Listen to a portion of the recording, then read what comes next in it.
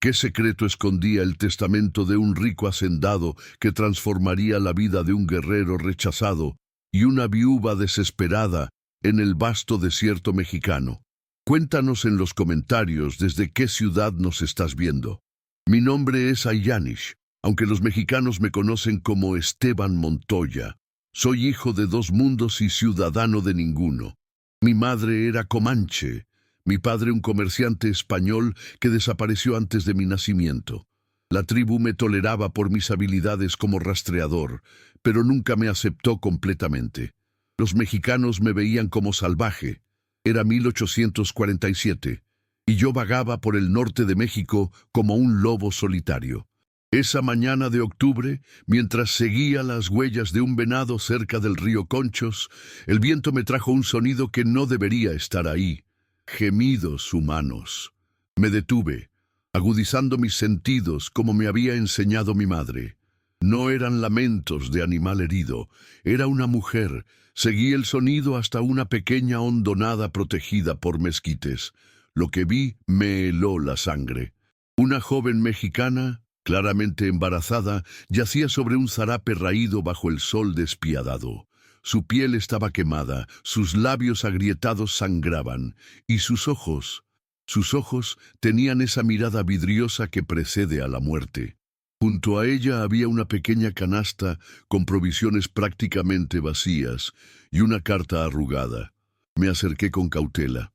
Ella me vio y trató de alejarse, pero no tenía fuerzas. «Por favor», susurró con voz ronca, «no me haga daño. Ya estoy muriendo». Sus palabras me atravesaron como una flecha.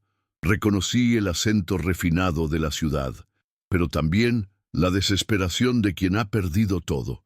Sin decir palabra destapé mi cantimplora y la acerqué a sus labios. Ella bebió con desesperación, derramando agua preciosa por su barbilla. «¿Cómo llegó aquí, señora?», pregunté en mi mejor español. Me echaron de San Carlos de Borromeo», murmuró entre sorbos. «Dijeron que traía mala suerte, que por mi culpa murió mi esposo». Levanté la carta que estaba a su lado. Era una orden de destierro firmada por el alcalde, acusándola de brujería y de causar la muerte de don Rafael Herrera. El nombre me era familiar. Había oído hablar de ese hacendado rico en mis viajes. «¿Cuánto tiempo lleva aquí?» «3 días, creo. Ya no puedo más». Sus manos se posaron protectoramente sobre su vientre abultado. «Mi bebé, siento que ya no se mueve». Algo en su gesto desesperado despertó en mí una memoria dolorosa. Mi propia madre, muriendo en este mismo desierto, rechazada por ambos mundos. No iba a permitir que se repitiera esa historia.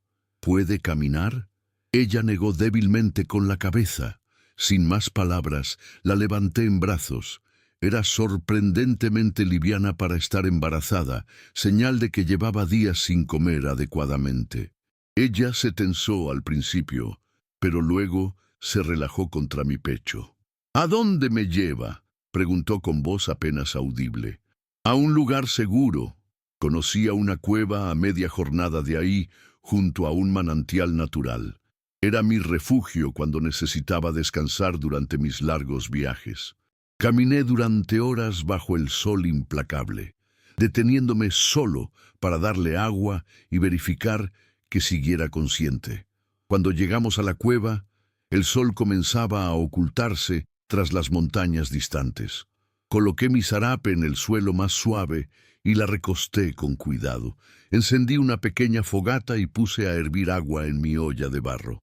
«¿Cómo se llama, señora?» «Esperanza», respondió, y por primera vez vi un destello de vida en sus ojos. «Esperanza Herrera». «Yo soy Esteban», mentí a medias. Era más seguro usar mi nombre cristiano. Esa noche la alimenté con caldo de carne seca y raíces hervidas. Le limpié las heridas del sol con hierbas medicinales que mi madre me había enseñado a usar. Poco a poco, el color regresó a sus mejillas. «¿Por qué me ayuda?», preguntó mientras yo renovaba las vendas de sus pies lastimados. «No me conoce, y yo no soy más que una viuda desterrada». La miré a los ojos. En ellos vi el mismo dolor que había cargado toda mi vida, el de no pertenecer a ningún lugar. Porque todos merecemos una segunda oportunidad, señora Herrera. Ella asintió lentamente, y por primera vez desde que la encontré, sonrió. Fue apenas un esbozo, pero iluminó su rostro de una manera que me sorprendió. Esa noche, mientras ella dormía, examiné más detenidamente la carta de destierro. Había algo extraño en las acusaciones. Los cargos eran demasiado vagos, demasiado convenientes. Y el nombre del alcalde que firmaba me resultaba familiar por razones que no lograba recordar. Me quedé despierto montando guardia, alimentando el fuego y escuchando su respiración pausada. De vez en cuando ella murmuraba en sueños, llamando a alguien llamado Rafael, su esposo muerto, supuse. Al amanecer, cuando preparaba más caldo, ella despertó con un gemido de dolor. «¡El bebé!», gritó, llevándose las manos al vientre. «Algo está mal». Sus ojos se llenaron de terror, y yo sentí que el destino me ponía una vez más ante una decisión que cambiaría todo. Blur. Capítulo 2. El pánico en los ojos de Esperanza me golpeó como un puñetazo. Sus manos temblaban sobre su vientre mientras respiraba con dificultad. Había visto esta misma expresión en las mujeres de mi tribu durante partos complicados. «Tranquila», le dije, acercándome despacio. «¿Qué siente exactamente?» «Dolores, como cuchillos, y no siento al bebé moverse desde ayer». Sus palabras salieron entrecortadas, llenas de desesperación. Mi madre me había enseñado algunas cosas sobre partos antes de morir, conocimientos que los hombres comanche raramente poseían, pero que ella consideraba esenciales para sobrevivir. Respiré profundo, tratando de recordar sus enseñanzas. «¿De cuántos meses está?» «Casi 8», susurró. «Debería nacer en diciembre». Era octubre. El bebé podría sobrevivir si nacía ahora, pero necesitaríamos ayuda. La partera más cercana estaba en San Carlos de Borromeo, el mismo pueblo que la había desterrado. Imposible. «Esperanza, necesito examinarla. ¿Me permite?» Ella asintió, mordiéndose el labio inferior. Con manos temblorosas pero expertas, palpé suavemente su abdomen. El bebé estaba vivo, pero algo no estaba bien en su posición, y ella tenía fiebre. «El bebé está bien», mentí parcialmente para calmarla. «Pero creo que está comenzando el trabajo de parto». «No puede ser. Es muy pronto. No hay nadie que pueda ayudar». Su voz se quebró en un sollozo. «Estoy yo», dije con más confianza de la que sentía. Mi madre era curandera, me enseñó lo necesario. Era una media verdad. Había asistido en 2 partos de emergencia en la tribu, pero esto era diferente. Esto era Esperanza, y por alguna razón que no lograba entender, su bienestar se había vuelto más importante para mí que mi propia seguridad. Durante las siguientes horas, los dolores se intensificaron. Preparé infusiones de hierbas para calmar el dolor y fortalecer las contracciones. Mantuve el fuego encendido y herví agua limpia. Esperanza se aferraba a mi mano durante las contracciones más fuertes y yo le hablaba en voz baja, contándole historias de mi infancia para distraerla. «¿De dónde es realmente Esteban?», preguntó durante una pausa entre dolores. «Su español es perfecto, pero hay algo en su manera de moverse, de observar». «Soy de muchos lugares y de ninguno», respondí honestamente. «Mi padre era comerciante, viajaba mucho». Ella me estudió con esos ojos inteligentes, pero no insistió. El dolor regresó, más fuerte esta vez. Al atardecer, cuando las sombras se alargaban sobre el desierto, el bebé finalmente decidió llegar al mundo. Fue un parto difícil, complicado por la debilidad de Esperanza y la posición del bebé. Pero cuando finalmente escuché ese primer llanto, sentí una emoción que no conocía. «¡Es una niña!», anuncié, limpiando a la pequeña con un paño suave. «¿Está bien? ¿Está sana?». Esperanza intentó incorporarse. «Está perfecta», sonreí, colocando a la bebé en sus brazos. «Pequeña, pero fuerte, como su madre». Esperanza lloró al ver a su hija besando su frente diminuta. La niña tenía el cabello oscuro de su madre y unos ojos grandes que parecían observarlo todo con curiosidad. «Se llamará Elena», murmuró Esperanza, «como mi madre». Esa noche, mientras madre e hija descansaban, yo monté guardia nuevamente. Pero esta vez era diferente. Ya no protegía solo a una mujer desesperada. Protegía a una familia que de alguna manera comenzaba a sentir como mía. Al amanecer, Esperanza despertó más fuerte. La fiebre había bajado y tenía mejor color. Elena mamaba con vigor. «Esteban», me dijo mientras yo preparaba el desayuno, «no sé cómo agradecerle lo que ha hecho. Nos salvó la vida a las dos». «No es necesario agradecer nada». «Sí lo es». Mas me tomó de la mano con firmeza. «Pero ahora tenemos un problema. No puedo regresar a San Carlos. Elena y yo no tenemos a dónde ir». Había estado pensando en eso toda la noche. La respuesta que había llegado a mi mente me sorprendía incluso a mí mismo. «Conozco un lugar», dije lentamente. «Tierra buena, cerca del agua. Podríamos construir algo ahí. Un rancho pequeño». «¿Un rancho?» Sus ojos se iluminaron con algo parecido a la esperanza. «Habla en serio». «Tengo algo de dinero ahorrado y conozco el territorio. Es tierra sin reclamar, cerca del río. Pero yo no tengo nada que aportar. Solo soy una viuda con una bebé». «Tiene más de lo que cree», le dije pensando en la carta de destierro y en el nombre de su difunto esposo. Había algo sobre don Rafael Herrera que no me había contado, algo importante. «Hábleme de su esposo. ¿Cómo murió realmente?» Su expresión cambió, volviéndose cautelosa. «Fue un accidente. Se cayó de su caballo durante una tormenta». «¿Y por eso la acusaron de brujería?» Esperanza miró a Elena, que dormía plácidamente en sus brazos, antes de responder. «Hubo circunstancias extrañas». Rafael había cambiado mucho en las últimas semanas antes de morir. Estaba nervioso, asustado. Hablaba de enemigos, de documentos importantes que debía esconder. Mi instinto de rastreador se despertó. Había más en esta historia. ¿Qué tipo de documentos? No lo sé exactamente, pero la noche antes de morir me dio esto. Sacó una pequeña llave de oro de entre sus ropas. Me dijo que si algo le pasaba, fuera al Banco de Chihuahua y preguntara por la caja de seguridad de los Herrera. Mi corazón se aceleró.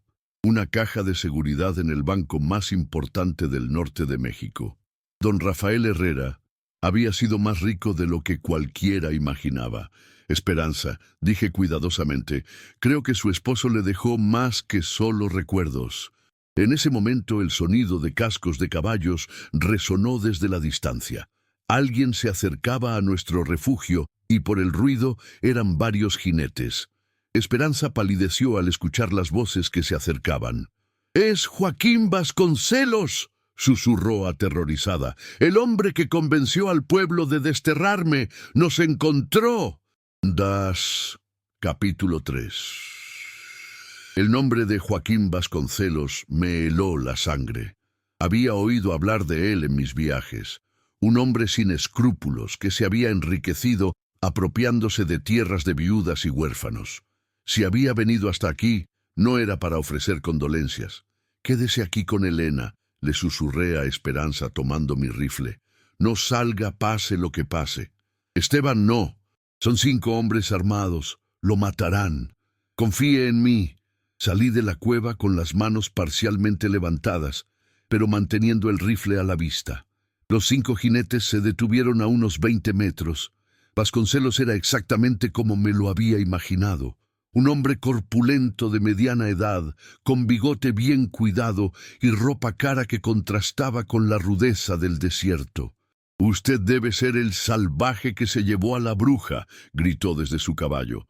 «Entréguenos a Esperanza Herrera y nos iremos en paz». «Aquí no hay ninguna bruja», respondí con calma, «solo un hombre que busca vivir tranquilo». Vasconcelos se rió con una carcajada desagradable. «No me tome por tonto, indio. Seguimos sus huellas hasta aquí. Sabemos que la tiene». La palabra indio la escupió como un insulto.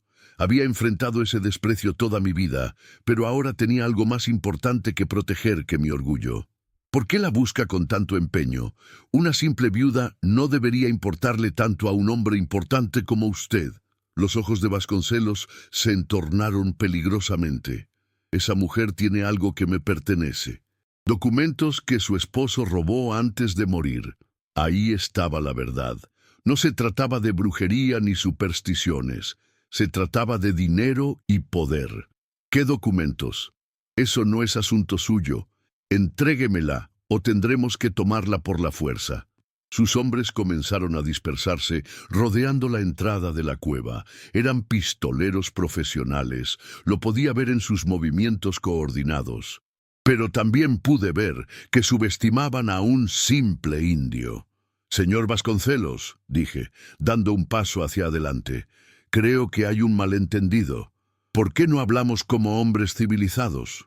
El tiempo de hablar se acabó». Vasconcelos hizo una seña a sus hombres. En ese momento hice algo que no esperaban. Me lancé al suelo y rodé hacia las rocas mientras disparaba. Mi primer tiro derribó al pistolero de la izquierda.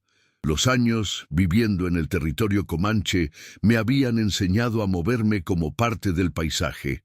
La balacera duró apenas unos minutos, pero fueron los más largos de mi vida. Usé cada roca, cada arbusto, como cobertura. Mis habilidades de rastreador me permitían anticipar sus movimientos. Cuando el humo se aclaró, 3 de los pistoleros yacían inmóviles. Vasconcelos y otro hombre habían huido, pero no sin antes gritar amenazas. «Esto no se queda así, maldito salvaje. Volveré con más hombres, y cuando lo haga, los mataré a todos». Esperé hasta estar seguro de que se habían ido antes de regresar a la cueva. Esperanza estaba pálida como un fantasma, abrazando a Elena. «¿Están herido?», fue lo primero que preguntó. «No, pero nos tenemos que ir, ahora». «¿A dónde?». «No tenemos...» «Al banco de Chihuahua», la interrumpí. «Es hora de descubrir qué es lo que su esposo realmente le dejó». Mientras empacábamos nuestras pocas pertenencias, Esperanza me contó más sobre los últimos días de Rafael. Él y Vasconcelos habían sido socios en varios negocios, explicó mientras envolvía a Elena en mantas calientes. Pero en las últimas semanas, Rafael descubrió algo. Nunca me dijo qué, pero estaba furioso. Decía que Vasconcelos lo había estado estafando durante años. Cree que por eso lo mataron. Esperanza se detuvo en seco. ¿Mataron? Yo pensé... creí que había sido un accidente. Los accidentes convenientes no existen cuando hay tanto dinero en juego. La verdad golpeó su rostro como una bofetada. Su esposo no había muerto en un accidente. Había sido asesinado por descubrir los crímenes de su socio. «Por eso me acusaron de brujería», murmuró, «para desterrarme antes de que pudiera reclamar la herencia». «Exactamente. Pero se equivocaron al subestimar tanto a usted como a mí». Salimos de la cueva al amanecer. Yo había recuperado 2 caballos de los pistoleros muertos, y aunque no me gustaba usar propiedad de hombres que había matado, la supervivencia era más importante que los escrúpulos. El viaje a Chihuahua tomaría 3 días si no nos deteníamos mucho. Esperanza, a pesar de haber dado a luz hacía apenas 2 días, demostró una fortaleza que me sorprendió. Elena viajaba envuelta en mi mejor zarape, protegida del viento del desierto. Durante el primer día de viaje hablamos poco. Ambos estábamos procesando lo que había pasado y lo que podría venir. Pero esa noche, mientras acampábamos bajo las estrellas, Esperanza me hizo una pregunta que cambió todo. «Esteban, ¿por qué hace esto por nosotras? Apenas nos conoce y ya ha arriesgado su vida 2 veces». La miré a la luz del fuego. Elena dormía plácidamente en sus brazos y por un momento me permití imaginar cómo sería tener una familia real. «Porque he pasado toda mi vida sin pertenecer a ningún lugar», dije finalmente, pero cuando las encontré en el desierto, por primera vez sentí que tenía un propósito. ¿Un propósito? Protegerlas, cuidarlas, darle a Elena la oportunidad de crecer en un mundo mejor del que tuvimos usted y yo. Esperanza me estudió en silencio durante un largo momento. ¿Sabe qué es lo extraño? Dijo finalmente. Rafael era un buen hombre, pero nunca hablaba conmigo como usted lo hace. Nunca me preguntaba qué pensaba o qué sentía. Quizás porque él creía que ya tenía todas las respuestas. ¿Y usted no? Yo sé que no sé nada sobre ser padre o esposo, pero estoy dispuesto a aprender. Las palabras salieron de mi boca antes de que pudiera detenerlas. Esperanza se sonrojó, pero no apartó la mirada. Esteban, hay algo que debo decirle sobre Elena. Mi corazón se aceleró. Había algo malo con la bebé que no había notado. Rafael y yo llevábamos casados 3 años, pero Elena se detuvo, tomando aire profundamente. Elena no es hija de Rafael. El mundo se detuvo a mi alrededor. Si Elena no era hija de Rafael Herrera, entonces, ¿quién es el padre?, pregunté, aunque una parte de mí ya temía la respuesta. Capítulo 4. Las palabras de Esperanza flotaron en el aire nocturno como humo del fuego que crepitaba entre nosotros. Elena no era hija de Rafael Herrera. Mi mente intentaba procesar todas las implicaciones de esa confesión mientras la miraba fijamente, esperando que continuara. El padre de Elena era... Comenzó, pero su voz se quebró. Respiró profundamente, como si estuviera reuniendo valor para una confesión que había guardado durante meses. Era el hermano de Rafael, Diego Herrera. Diego Herrera. El nombre me resultaba familiar de las conversaciones que había escuchado en las cantinas durante mis viajes. Un hombre con reputación de rebelde, siempre en conflicto con la autoridad y con su hermano mayor. ¿Dónde está él ahora?, pregunté, tratando de mantener mi voz neutra a pesar de la tormenta de emociones que sentía.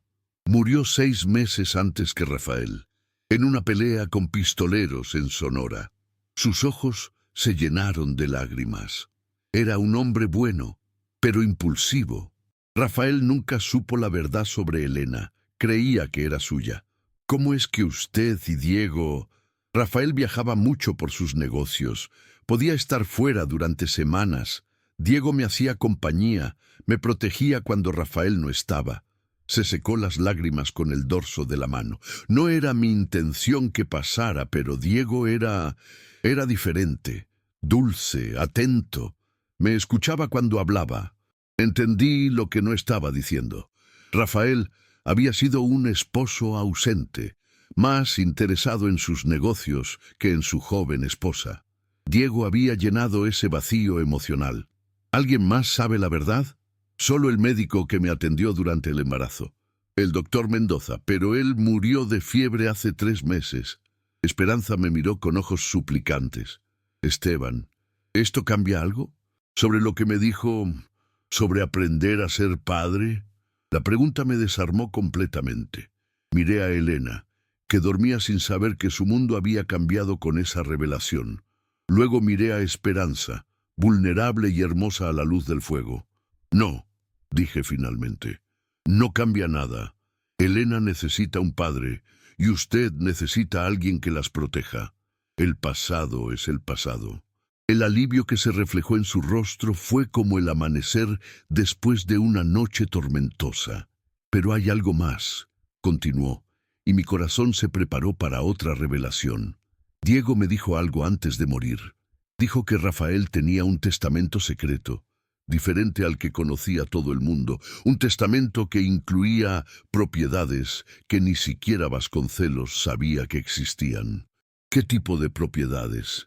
Minas de plata, 3 de ellas cerca de Zacatecas.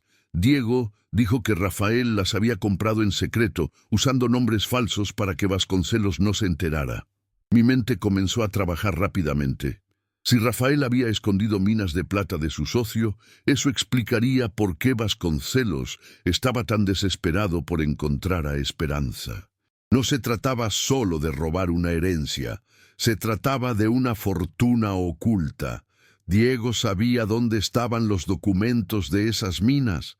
Dijo que Rafael los había puesto en la caja de seguridad del banco, junto con el testamento real. Esperanza tocó la pequeña llave de oro que llevaba colgada del cuello. Esta llave no solo abre una caja de seguridad, Esteban, abre el futuro de Elena. Esa noche dormí poco. Montaba guardia no solo por los peligros del desierto, sino porque mi mente no podía dejar de procesar todo lo que había aprendido. Esperanza era más rica de lo que imaginaba. Elena tenía un linaje complicado y Vasconcelos era más peligroso de lo que había pensado inicialmente. Al amanecer, mientras preparaba café y tortillas para el desayuno, escuché que Esperanza se movía en su lecho improvisado. Elena había despertado hambrienta y su llanto suave llenaba el aire matutino. «¿Cómo se siente?», le pregunté mientras ella alimentaba a la bebé. «Físicamente mejor, pero tengo miedo, Esteban. ¿Qué pasará si llegamos al banco y descubrimos que Vasconcelos ya estuvo ahí? ¿Qué pasará si ya se apoderó de todo? Entonces lucharemos, pero primero necesitamos saber exactamente con qué estamos tratando». Mientras empacábamos el campamento, le expliqué mi plan. Antes de ir directamente al banco, necesitábamos información. Conocía a un hombre en Chihuahua, un abogado llamado Tomás Aguirre, que me debía favores. Él podría ayudarnos a entender los aspectos legales de la situación. «¿Cómo conoce a un abogado?», preguntó Esperanza mientras montaba su caballo con cuidado. Elena, segura en sus brazos. «Hace 2 años le salvé la vida a su hijo durante una tormenta de arena. Los encontré perdidos en el desierto, casi muertos de sed. No mencioné que había sido durante uno de mis períodos más oscuros, cuando consideraba dejar el mundo de los blancos para siempre y regresar a vivir como un ermitaño. El segundo día de viaje fue más difícil. Elena estaba inquieta, posiblemente sintiendo la tensión de su madre. Esperanza se había vuelto más callada, perdida en sus pensamientos. Yo sabía que estaba procesando no solo la revelación que me había hecho, sino también la posibilidad de que su vida estuviera a punto de cambiar completamente. Fue durante una parada para descansar al mediodía que me hizo una pregunta que cambió la dinámica entre nosotros. «Esteban, ¿alguna vez ha estado enamorado?». La pregunta me tomó por sorpresa. Estaba revisando las riendas de mi caballo cuando la escuché y casi dejé caer las correas. «¿Por qué pregunta eso?». «Porque…», se detuvo sonrojándose. «Porque creo que estoy comenzando a sentir algo por usted que no debería sentir tan pronto después de enviudar». Mi corazón comenzó a latir más rápido. Durante los últimos días había estado luchando contra sentimientos similares, pero no me había atrevido a expresarlos.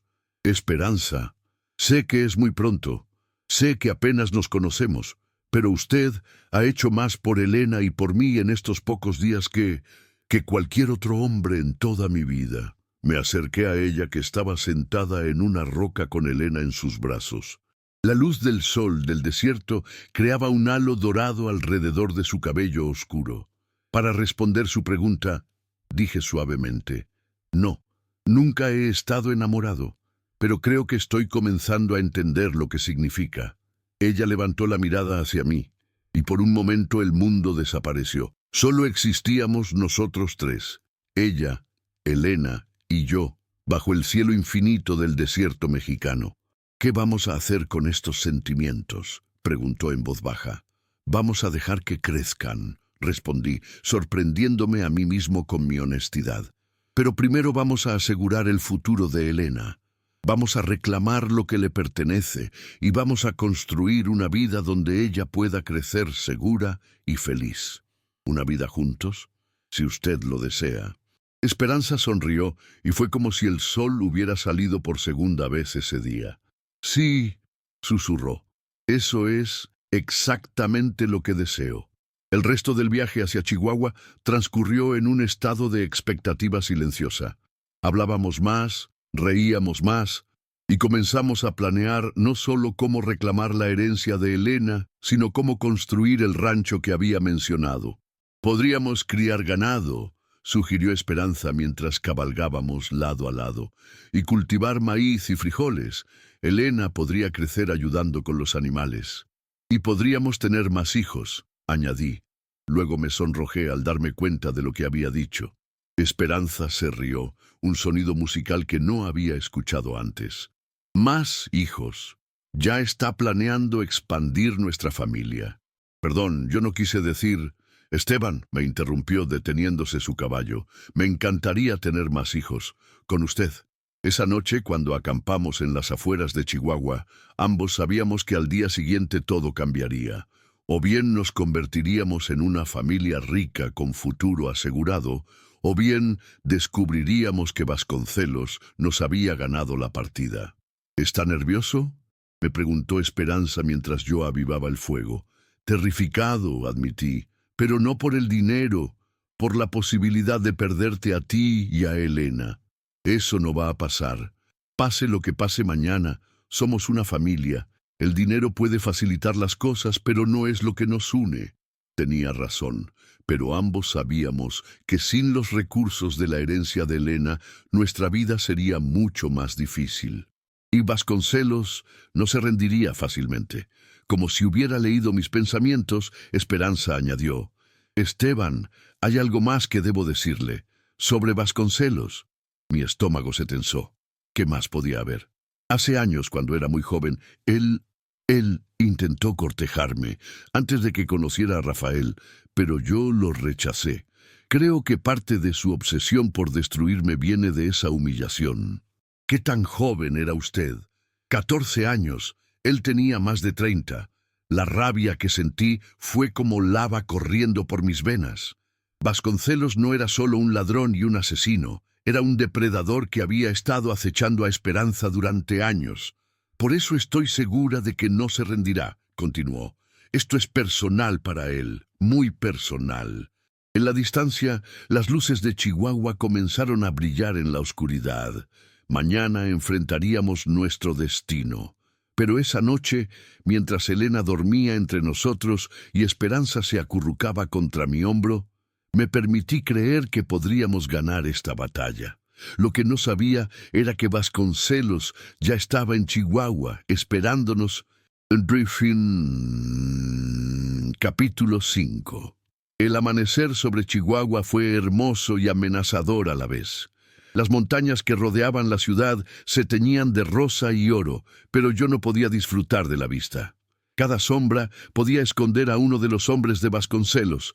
Cada ruido podía significar una emboscada. «¿Ve algo sospechoso?», preguntó Esperanza mientras se acomodaba a Elena en el rebozo que había improvisado para cargarla. «Todo me parece sospechoso», admití, escaneando las calles polvorientas que llevaban al centro de la ciudad. «Pero no podemos quedarnos aquí para siempre». Mi plan era simple pero arriesgado. Primero iríamos a ver a Tomás Aguirre, el abogado que me debía favores. Él nos ayudaría a entender los aspectos legales de la situación antes de ir al banco. Después, si todo salía bien, nos dirigiríamos directamente a la caja de seguridad. Las calles de Chihuahua estaban llenas de actividad matutina. Comerciantes preparando sus puestos, mujeres yendo al mercado, niños corriendo entre las carretas. Era fácil pasar desapercibidos en medio de tanta gente, pero también era fácil que nos siguieran sin que nos diéramos cuenta. La oficina de Tomás Aguirre estaba en una casa colonial de 2 pisos cerca de la plaza principal. Cuando llegamos, dejamos los caballos en un establo cercano y nos dirigimos a la entrada principal. Un letrero discreto indicaba «Tomás Aguirre, abogado». «¿Señor Montoya?». La voz vino de un hombre mayor, elegantemente vestido, que bajaba las escaleras. «¡Qué sorpresa verlo por aquí!». «Don Tomás», respondí, estrechando su mano. «Necesito su ayuda». Por supuesto, después de lo que hizo por mi hijo, cualquier cosa que necesite». Sus ojos se posaron en Esperanza y Elena. «Pero primero, permítame que nos conozcan. Soy Tomás Aguirre». «Esperanza Herrera», respondió ella con una pequeña reverencia, «y esta es mi hija Elena». El nombre Herrera hizo que las cejas de Aguirre se alzaran ligeramente. «¿Herrera? ¿Relacionada con don Rafael Herrera?». «Era su esposa», respondió Esperanza con voz firme. Ah, mis condolencias, señora. La muerte de don Rafael fue una gran pérdida para la comunidad. Aguirre nos hizo pasar a su despacho. Pero me temo que debo preguntarle, ¿no era usted la mujer que fue desterrada de San Carlos de Borromeo? Sí, admitió Esperanza, levantando la barbilla con dignidad.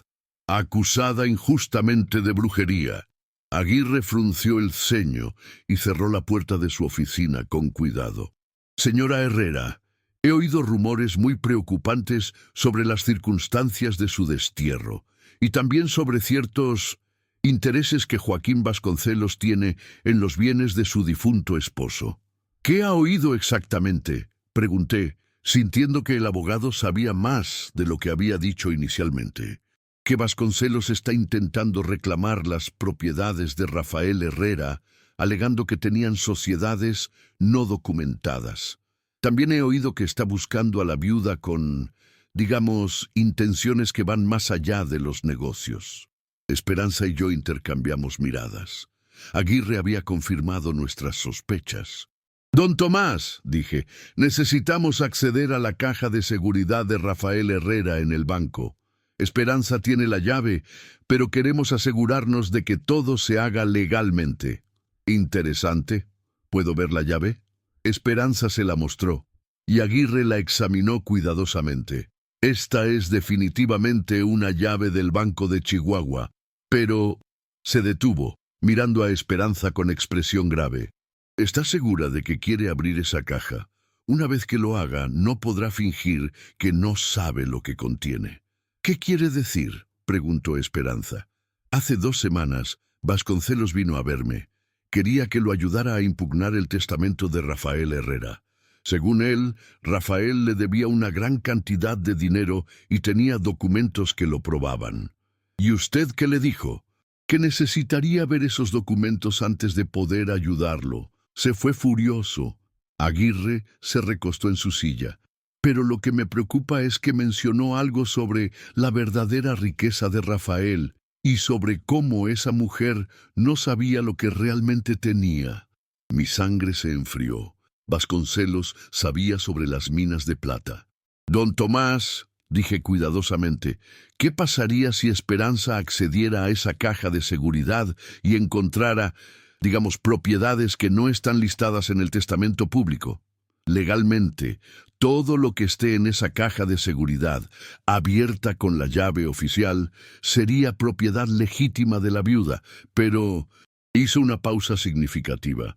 «Tendría que ser muy cuidadosa sobre cómo maneja esa información, especialmente si Vasconcelos está observando». «¿Está observando?». «Señor Montoya, Vasconcelos tiene espías en toda la ciudad. Probablemente ya sabe que están aquí». Como si hubiera sido una señal, escuchamos ruido de caballos afuera. Aguirre se acercó cuidadosamente a la ventana y maldijo en voz baja. «Vasconcelos acaba de llegar. Tiene 6 hombres con él». «¿Hay otra salida?», pregunté, ya calculando nuestras opciones. «Sí, por el patio trasero, pero tendrán que moverse rápido». Esperanza palideció, pero mantuvo la compostura. «¿Qué hacemos con la caja de seguridad?». «Yo iré al banco», decidí rápidamente. «Usted quédese aquí con Elena. Don Tomás, ¿puede protegerlas?». «No». Esperanza me agarró del brazo. «No vamos a separarnos. Vamos juntos o no vamos. Es demasiado peligroso. Esteban, esa caja solo puede abrirse con mi presencia. El banco necesita que la viuda firme los documentos. Tenemos que ir juntos». Aguirre asintió. «Tiene razón. El banco no permitirá que nadie más que la viuda acceda a la caja de seguridad, sin importar quién tenga la llave». Los golpes en la puerta principal se volvieron más insistentes. «Aguirre, abra la puerta. Sabemos que están ahí». «Vamos», dije, tomando a Esperanza de la mano. «Por el patio trasero». «Esperen». Aguirre sacó varios documentos de su escritorio. «Llévense estos. Son copias de las escrituras públicas de Rafael Herrera. Les servirán en el banco». Salimos por la puerta trasera justo cuando escuchamos que la puerta principal se abría violentamente. Aguirre había decidido enfrentar a Vasconcelos para darnos tiempo. Por aquí, susurré, guiando a Esperanza y Elena a través de un laberinto de patios y callejones que conocía de visitas anteriores a la ciudad. Podíamos escuchar gritos detrás de nosotros. Vasconcelos estaba furioso, pero Aguirre no les diría nada, al menos no inmediatamente. ¿A dónde vamos?, preguntó Esperanza, respirando con dificultad mientras corría con Elena en brazos. Al banco, pero no por la entrada principal. Conocí al director del banco, don Fernando Castellanos, de algunos negocios que había hecho años atrás. Era un hombre honesto, pero también práctico. Si llegábamos a él antes que Vasconcelos, nos ayudaría. Llegamos al banco por una entrada lateral que usaban los empleados. Le expliqué la situación al guardia, quien nos llevó directamente a la oficina de Castellanos. ¡Esteban! Don Fernando se levantó de su escritorio sonriendo. ¿Qué te trae por aquí? Don Fernando, necesito su ayuda urgentemente. Esta es la señora Esperanza Herrera, viuda de Rafael Herrera. La expresión de Castellanos cambió inmediatamente. Señora Herrera, mis condolencias. Pero debo decirle que Joaquín Vasconcelos estuvo aquí hace 3 días, preguntando sobre las cuentas de su esposo. ¿Qué le dijo?, preguntó Esperanza con voz tensa. Que necesitaría una orden judicial para acceder a cualquier información. Pero él insistía en que tenía derechos legales sobre los bienes de Rafael. Don Fernando, dije, Esperanza tiene la llave de la caja de seguridad de su esposo. Necesitamos acceder a ella ahora, antes de que Vasconcelos aparezca con documentos falsos. Castellanos miró la llave que Esperanza le mostró. Esta es auténtica, pero ¿están seguros de que quieren hacer esto ahora? Vasconcelos tiene mucha influencia en esta ciudad. Precisamente por eso tenemos que hacerlo ahora, respondí, antes de que esa influencia se convierta en documentos legales falsos. Castellanos asintió lentamente. Muy bien, pero tendremos que ser rápidos. Síganme. Nos dirigimos a las bóvedas del banco. Elena había comenzado a llorar, como si sintiera la tensión que todos experimentábamos. Esperanza la tranquilizó con suaves arrullos mientras caminábamos por los pasillos del banco. Aquí está, dijo Castellanos, deteniéndose frente a una caja de seguridad marcada con el nombre R. Herrera. Señora, necesito que firme este documento antes de que podamos abrir la caja. Esperanza firmó con mano temblorosa. La llave encajó perfectamente en la cerradura. ¿Está lista?, preguntó Castellanos. Esperanza me miró, luego miró a Elena y finalmente asintió. Sí, abramos la caja. Cuando la puerta se abrió, lo que vimos dentro cambió todo. No era solo dinero o documentos, era un tesoro que convertiría a Elena en una de las niñas más ricas de todo México. Pero también era la sentencia de muerte que Vasconcelos había estado buscando para justificar cualquier crimen que cometiera para apoderarse de esa fortuna. En ese momento, escuchamos gritos y disparos desde la entrada principal del banco. Vasconcelos había llegado y esta vez no se conformaría con amenazas. Capítulo 6. El contenido de la caja de seguridad me dejó sin aliento. Había fajos de billetes, pero eso era lo menos importante. Lo que realmente importaba eran los documentos, escrituras de 3 minas de plata en Zacatecas, certificados de acciones en el ferrocarril y propiedades en Texas y California que valían más que todo lo que había visto en mi vida. «Dios mío», murmuró Esperanza, tomando uno de los documentos con mano temblorosa. Rafael nunca me dijo nada sobre esto, porque sabía que Vasconcelos lo mataría si descubría la verdad, dije, examinando rápidamente las escrituras. Estas 3 minas producen más plata en un mes que la mayoría de los ranchos en todo un año. Don Fernando Castellanos silbó suavemente al ver los documentos. Señora Herrera, estos papeles la convierten en una de las mujeres más ricas del norte de México, pero también...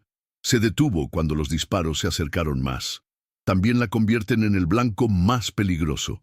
¿Qué hacemos?, preguntó Esperanza mirando a Elena, que había comenzado a llorar de nuevo, asustada por el ruido.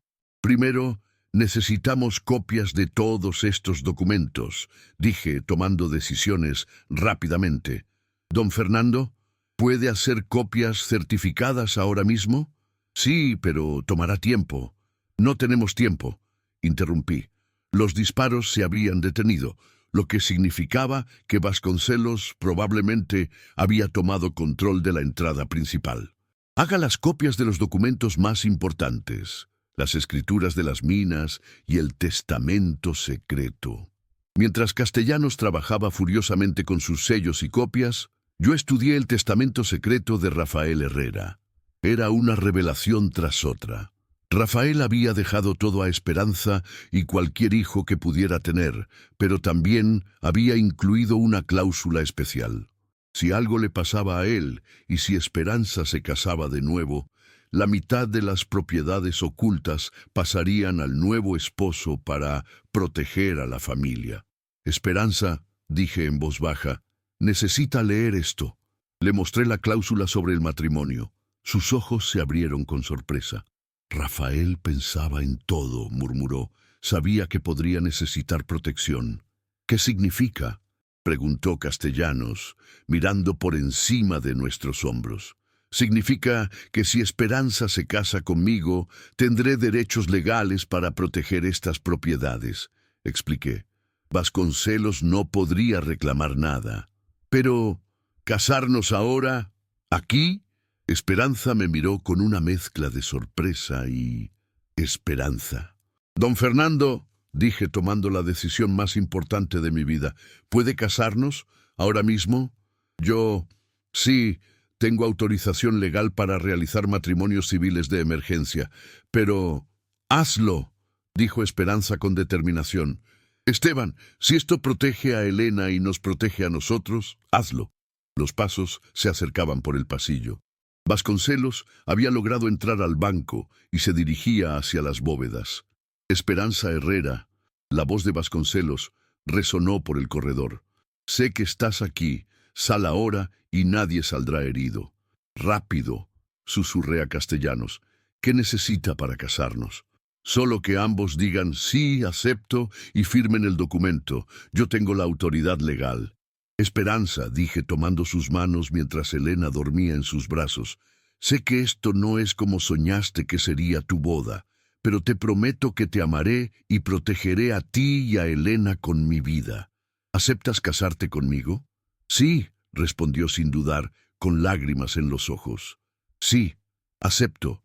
Esteban Montoya acepta a Esperanza Herrera como esposa para protegerla y amarla en la riqueza y en la pobreza. Sí, acepto. Por el poder que me confiere el Estado de Chihuahua, los declaro marido y mujer. Firmen aquí. Firmamos rápidamente. Castellanos selló el documento justo cuando las voces se acercaron más. Aguirre me dijo que vinieron aquí. La voz de Vasconcelos sonaba furiosa. Busquen en todas las bóvedas. Tomen los documentos originales, susurró Castellanos, entregándonos una bolsa de cuero. Yo me quedo con las copias. Hay una salida secreta detrás de esa pared. Presionó un panel oculto y se abrió una puerta disimulada. ¿A dónde lleva?, pregunté. A los establos detrás de la iglesia, pero tendrán que moverse rápido. Don Fernando, dijo Esperanza, ¿qué le dirá a Vasconcelos? Que llegaron demasiado tarde, que ya se llevaron todo y desaparecieron. Escuchamos que las botas de varios hombres se acercaban por el corredor. Vamos, dije, tomando a Esperanza de la mano. Corrimos por el túnel secreto que era estrecho y oscuro. Elena se despertó con nuestros movimientos bruscos, pero no lloró, como si entendiera que debía mantenerse en silencio.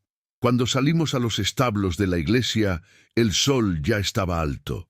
Había gente en la calle, lo que era bueno para mezclarnos, pero también peligroso porque los hombres de Vasconcelos podrían estar en cualquier parte. ¿Ahora qué?, preguntó Esperanza. Ahora vamos por nuestros caballos y salimos de la ciudad, pero primero me detuve mirándola a los ojos. Esperanza, sé que nos casamos por necesidad, pero quiero que sepas que mis sentimientos son reales. Te amo. Yo también te amo, respondió, y me dio un beso rápido pero tierno. Ahora vamos a buscar nuestros caballos antes de que Vasconcelos descubra el túnel. Llegamos al establo donde habíamos dejado nuestros caballos, pero algo estaba mal. El hombre que cuidaba el establo nos miró con nerviosismo. ¿Pasa algo?, pregunté. Unos hombres vinieron hace una hora preguntando por ustedes. Dijeron que volverían.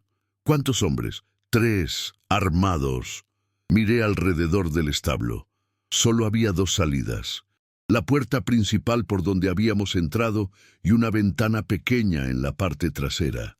Esperanza, toma a Elena y espera junto a la ventana trasera. Si pasa algo, sal y corre hacia la iglesia.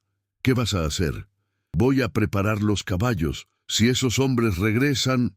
No terminé la oración porque escuché pasos acercándose.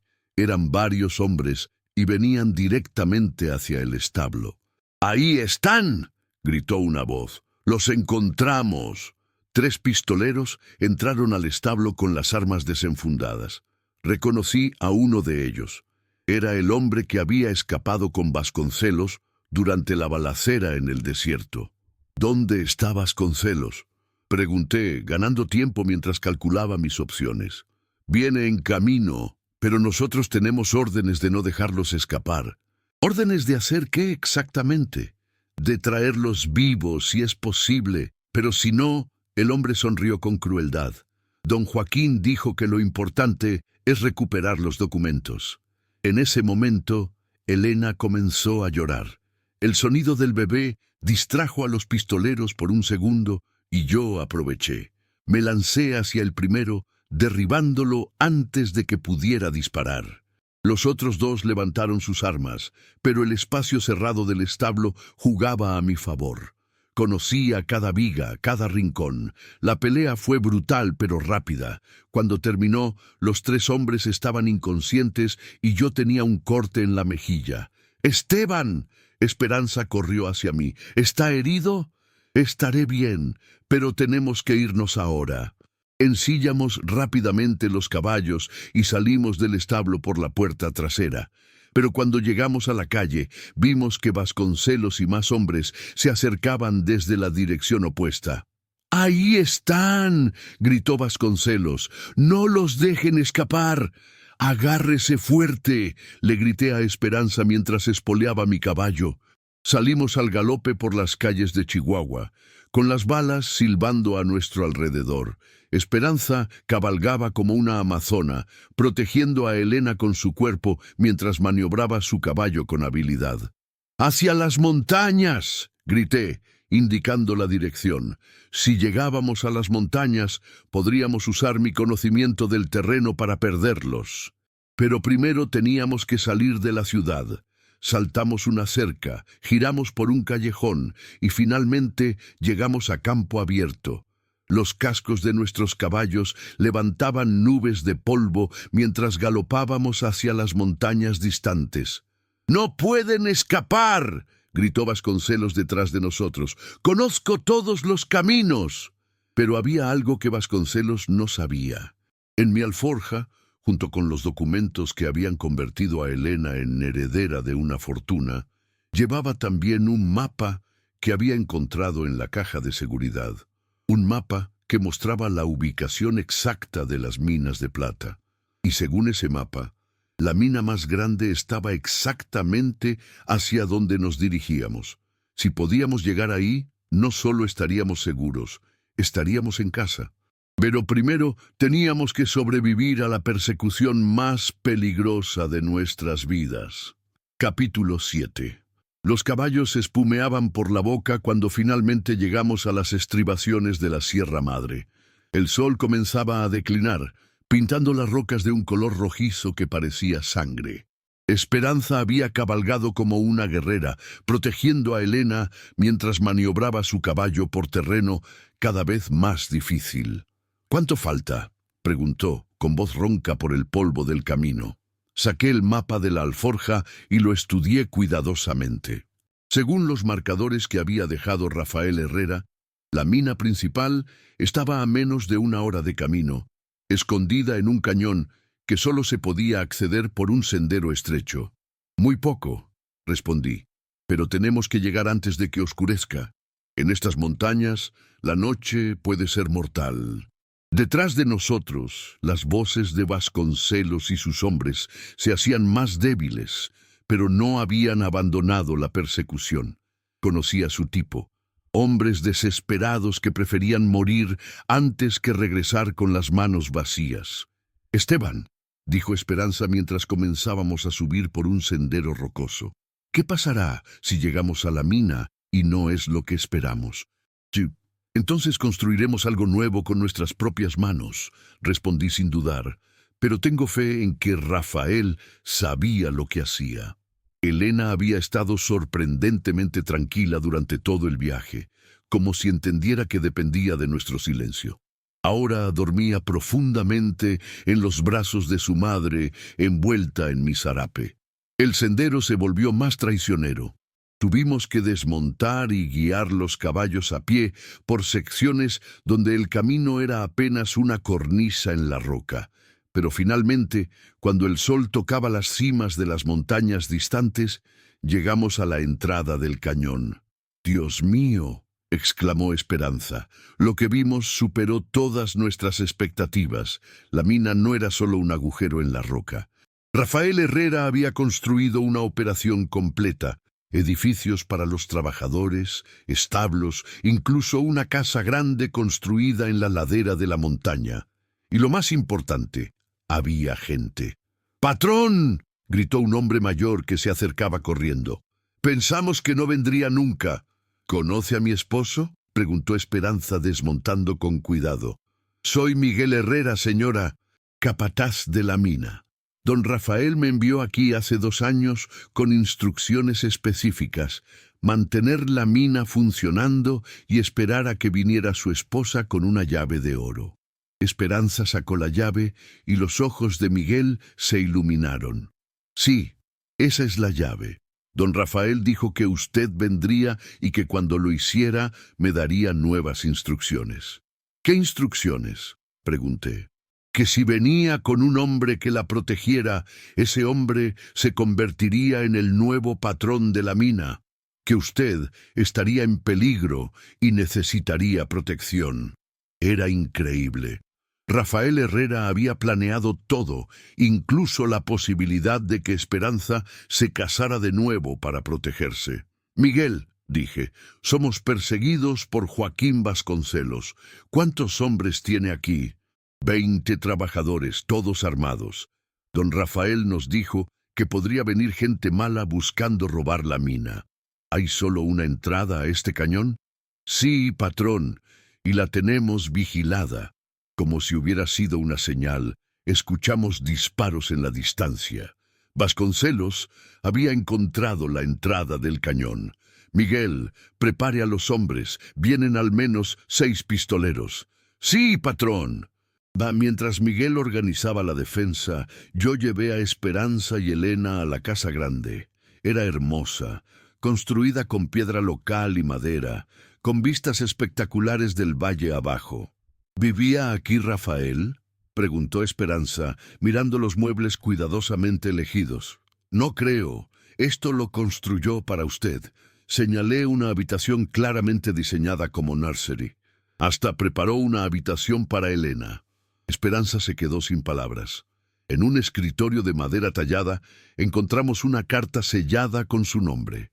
«Léala», le dije. «Yo voy a ayudar con la defensa. No me deje sola». «No la dejo sola. Estoy asegurando nuestro futuro». La besé rápidamente y salí a organizar la defensa del cañón. Los hombres de Miguel eran mineros, pero también eran hombres de la montaña, acostumbrados a la dureza y la violencia ocasional. Habían construido barricadas en puntos estratégicos del sendero. «¡Ahí vienen!», gritó uno de los vigías. Vi a Vasconcelos liderando a 6 hombres a caballo por el sendero estrecho, pero tenía una ventaja: conocía el terreno y tenía posiciones defensivas. «¡Vasconcelos!», grité desde detrás de las rocas. «Esta es su última oportunidad de irse». «¡Montoya!», respondió su voz, echando eco entre las rocas. Entrégueme a la mujer y los documentos, y nadie más morirá. Los únicos que van a morir son ustedes, si no se van ahora. Su respuesta fue un disparo que rebotó en las rocas cerca de mi cabeza. La batalla fue breve pero intensa. Los hombres de Vasconcelos eran buenos tiradores, pero estaban en terreno desconocido, expuestos en el sendero estrecho. Mis mineros conocían cada roca, cada escondite. Cuando terminó, 4 de los hombres de Vasconcelos estaban muertos. Uno había huido gravemente herido, y Vasconcelos, ¡ayúdenme!, gritó desde una cornisa donde había caído después de que su caballo fuera herido. Me acerqué con cuidado, rifle en mano. Vasconcelos estaba herido en la pierna, pero vivo. ¿Por qué?, le pregunté. ¿Por qué todo esto? ¿Valía la pena tanto sufrimiento? Usted no entiende, gruñó respirando con dificultad. Esa mina produce más plata en un mes que todo lo que he ganado en mi vida.